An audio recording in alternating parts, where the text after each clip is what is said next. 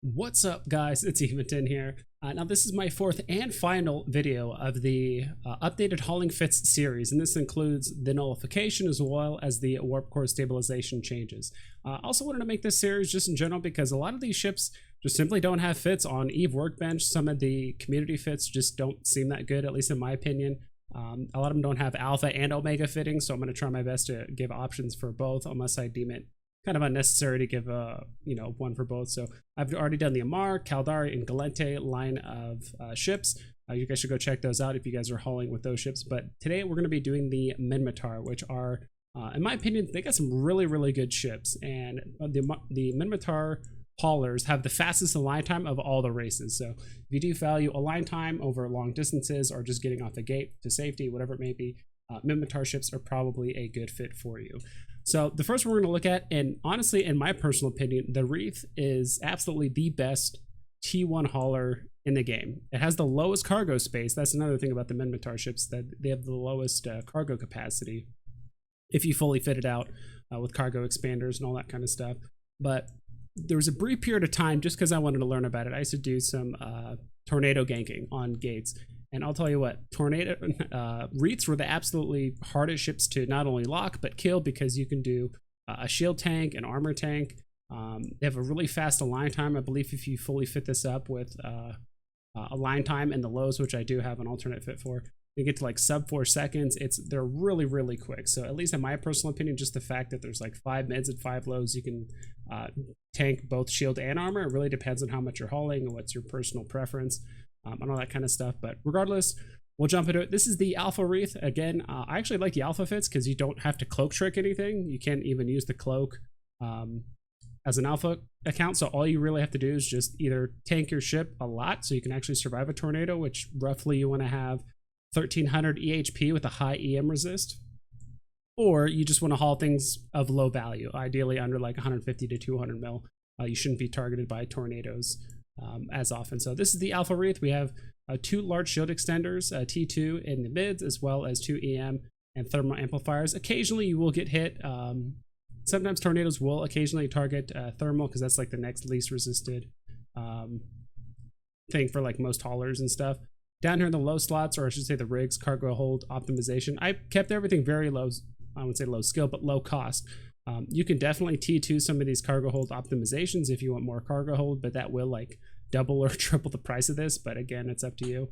And remember, as you need less and less cargo, so let's say you only wanted to haul 13,000 meters cubed worth of stuff, as you remove these cargo expanders and put them back in your cargo, replace it with a damage control.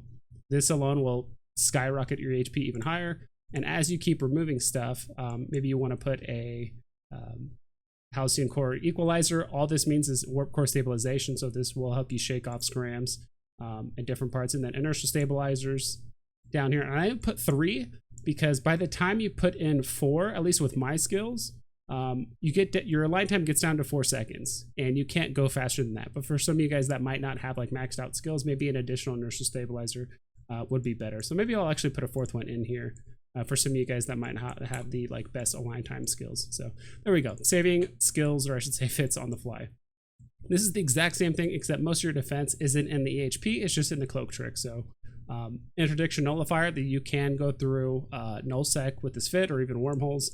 There are some better ships for that, like the T2 haulers, like the Blockade Runner, but again, if you just don't have the skills for that, the Wreath is an awesome alternative to that.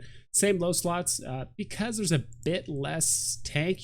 At this rate, there's a small chance you could get volleyed, but again, the cloak trick is there to help you. But again, as you're removing some of these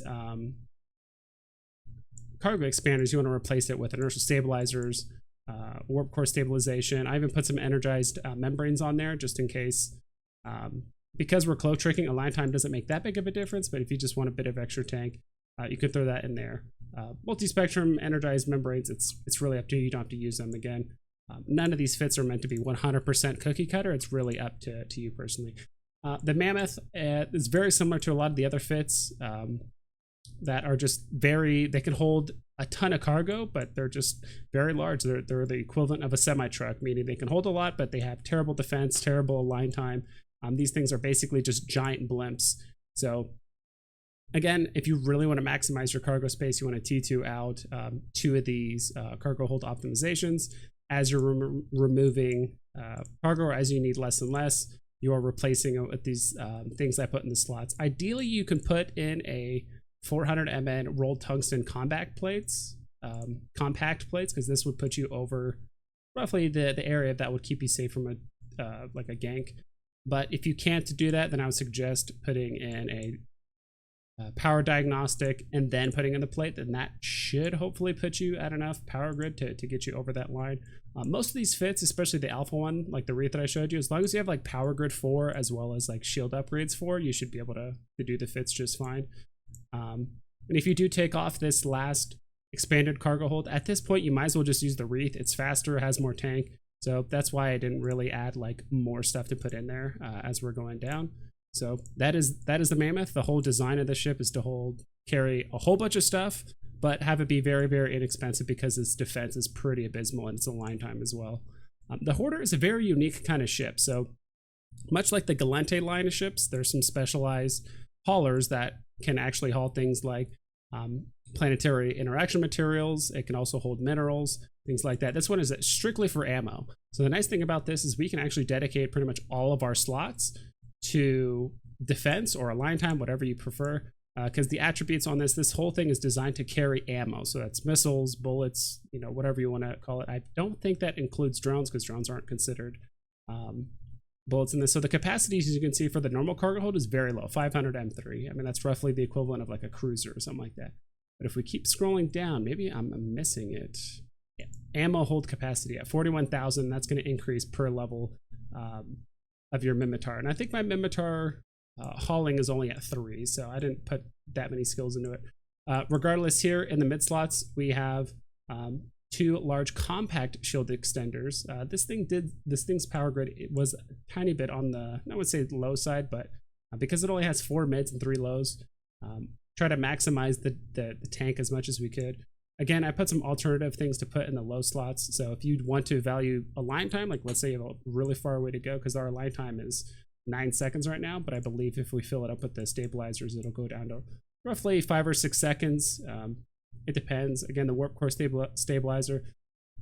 We are shield tanking in this fit, and there's not much more you can do to increase your shield tank outside of a damage control 2, other than using a power diagnostic system. So for some of you guys, I was able to T2 out both of these shield extenders, but I know some of you guys might not have really high-end skills like I do, so I just added that in there, plus it increases our shield HP. Here in the rig slots, I just put in an EM to increase our EM resist, so as you can see, if we turn it off, it goes down. 2 field extender 1s to, of course, just increase our overall EHP. So this thing is very, very tanky. It's going to take multiple ganks or tornadoes to take it down. So again, that's just kind of the alpha fits.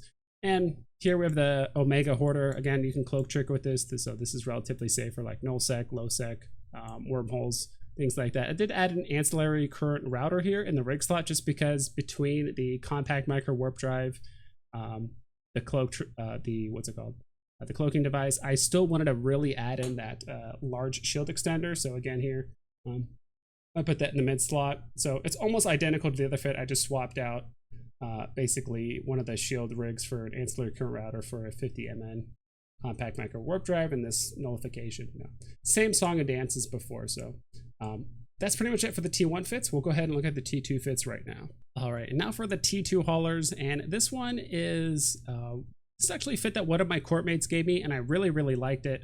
Again, double cargo hold optimization in the rig slots just to maximize that cargo hold. You're always going to want that personally, and if you don't need the extra cargo hold, you can just replace the low slots with more line time or whatever.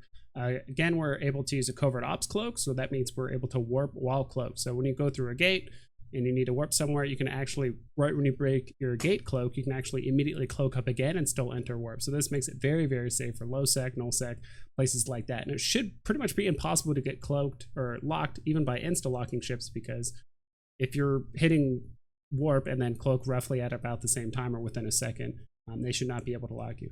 Now, I will say this, you need to be extremely careful with using a burst jammer. And I know the burst jammer here, the requirements are pretty high, Electronic Warfare 4, so you can do like a meta version of this. these like extra mid slots are kind of utility, like outside of the compact Microwarpdrive.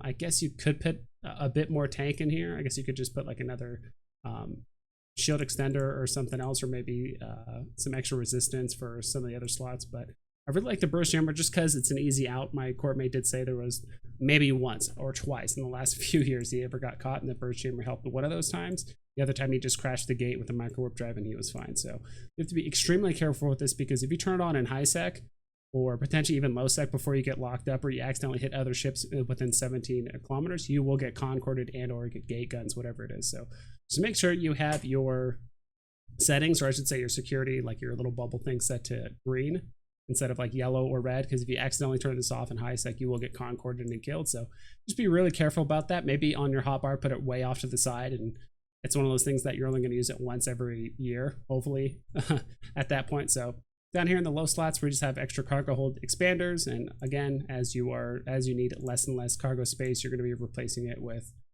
damage controls, as well as inertial stabilizers. Again, if you don't really value the damage control, having I guess still have 3 in here just in case some of you guys might not have like the best align time skills, but regardless, have a 5-second align time is pretty decent for a blockade runner, and at that point you should be relatively safe if you're in like low sec or null sec and someone's trying to get a bump on you, whatever it is. Actually, I needed to turn this off. That's what I needed to do. Take that out, place it with a third one. Yeah, so we have just under a 3-second line time, and that is really, really fast. And again, it is showing the speediness as well as the align time of the Minmatar ships. They are really, really good for this, and I think that's why a lot of people like the Prowler as a blockade runner. So that's pretty much, and I only have one fit for this. I think this fit is perfectly viable for low, null, wormholes, wherever, high sec, doesn't matter. This is a really, really good fit because, again, 99% of your defense is the covert ops cloak, but in case you lag or there's something too close that you can't cloak, whatever the reason is, you can use your Microwarpdrive, your Nullification, or your burst jammer to help you get out of that situation. All right, now on to the Mastodon fits, the deep space transport. And we're going to start off with the high sec one. I do suggest you do have kind of like a high sec, low and like null sec, different Mastodon fits for, or I should say just deep space transports in general. Again, here in the rig slots, we're just doing double defense field extender. This is obviously a shield fit. We're using an improved cloaking device so we can land the cloak trick. That is your #1 and by far best defense when it comes to anything in high sec and gankers. Again, I didn't even bother with a warp core stabilization module here in the low slot, though. I mean, the fit is just so tight. As you can see with the power grid, it's at 0.2 with 2 reactor control units as well as a coprocessor. Now, if you can't fit this ship as is, what you can do is downgrade the large shield extenders to like compacts or whatever it is if you're overloaded on like that power grid and stuff. But this fit is extremely tight. If we overgrid both of these shield harders, we're actually sporting 136,000 EHP, which is pretty darn good. So this is the high sec Mastodon fit. Again, cloak trick whenever you feel like there's a ganker. If you do get caught, just overload or overheat both of these. And really, you just got to hope for the best at that point, because once they got you double scrammed and stuff, there's not much you can do to escape. Now, this is the null and low sec Mastodon fit. This fit is obviously a bit different. We actually have a little bit less tank here up front, but that's fine because usually high sec ganks, there's so many ships just trying to down you within about 10 to 15 seconds that there's not much time to react or get away. So this one, we do have a compact interdiction nullifier as well as an improved cloaking device. Again, double field extenders here in the bids. We do have a warp core stabilizer here in the low slot because, again, when it comes to low sec, there are people that could like insta point you. But again, if you activate this, you should be fine even if it is a ship that has like multiple points. Same thing out there in null sec, we can just do a cloak trick and the compact interdiction nullifier will help us outside of a bubble. If we overheat these, we're still sporting a little bit over 100,000 EHP. Again, if we do get scrammed and it disables our compact Microwarpdrive, we add that. If we're still disabled, then we're going to turn back around and heat our afterburner. And this is actually a fit that I got from my courtmates. This looks like a very solid fit in my opinion, which is why this is the fit I went with. Me personally, if you are doing a lot of hauling through low and null sec, especially in like null sec or wormholes or whatever it is, I do suggest you probably bling out some of these modules, especially like the afterburner, because that's like you know, your last chance to hit the gate. Like if you're getting scrammed, that's disabled. So you can upgrade this to get your speed to about like 550 or so, maybe even a bit higher if you bling out the afterburner. That is one thing I don't really skimp out on, is the deep space transport, because usually you're hauling pretty expensive stuff, or maybe completely like not fitted ships, but the compressed version of the ships where it's all folded up. I always forget that term. What is that called? Description, attributes, packaged. That is the term. I always forget that term. I don't know why. But anyway, these are the fits. This is the nullsec Mastodon fit that I would highly suggest you guys use. It's very flexible. It's dual prop. It has a warp core stabilizer, much like the other deep space transport. But because the Minmatar ships just in general just have faster line time and also just move faster in general, Mastodons are probably the best deep space transport when it comes to crashing the gate if you do get caught, or in case things go awry very negatively. All right, and that's pretty much it, guys. I put up the Omega Wreath again because, again, I think this is the best T1 hauler in the game. That's just me personally, just because it's so darn flexible, it's fast, it's tanky, has a lot of stuff going for it. But yeah, that's pretty much it for my hauling series. I'm curious if you guys want me to do a video of kind of some more fun and like trolley fits, so maybe some bait fits that are heavily tanked, made for combat. Maybe you know, immediately off the top of my head, there's the Nereus fit, there's a Hoarder fit, because that has actually 2 hard points here in the high slots. So you can actually fit 2 guns on there as well. So let me know if you guys are curious into some maybe some more fun PvP or like trolley bait kind of fits, things like that with the industrials, before we kind of move on from the industrials for a very, very long time. So that's pretty much it. I hope you guys take care and you fly safe.